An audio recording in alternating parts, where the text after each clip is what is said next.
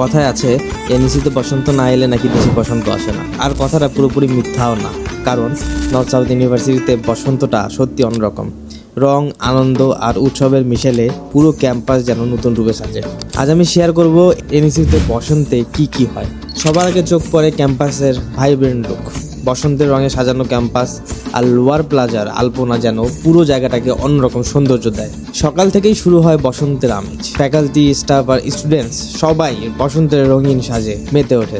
দিন শুরু হয় র্যালি দিয়ে, তারপর এনইসি গ্রাউন্ডে বসে পিঠা উৎসব, যেখানে নানা রকম পিঠার স্টল। আর মজার বিষয় হলো অনেক পিঠাই বানায় স্টুডেন্টরা। তারপর শুরু হয় স্টেজ পারফরমেন্স।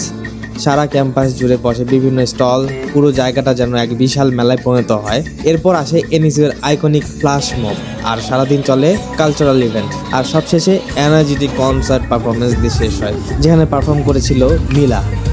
পুরো দিনটাই যেন বসন্তের ছোঁয়ায় ভরা। তবে একটা দুঃখের বিষয় হলো এত আয়োজনের মাঝেও ক্লাস চলতে থাকে, তাই অনেকে পুরো ভাইবটা উপভোগ করতে পারে না। তবুও দিনের শেষে এই মুহূর্তগুলোই হয়ে থাকে এনইসির জীবনের সবচেয়ে সুন্দর স্মৃতি।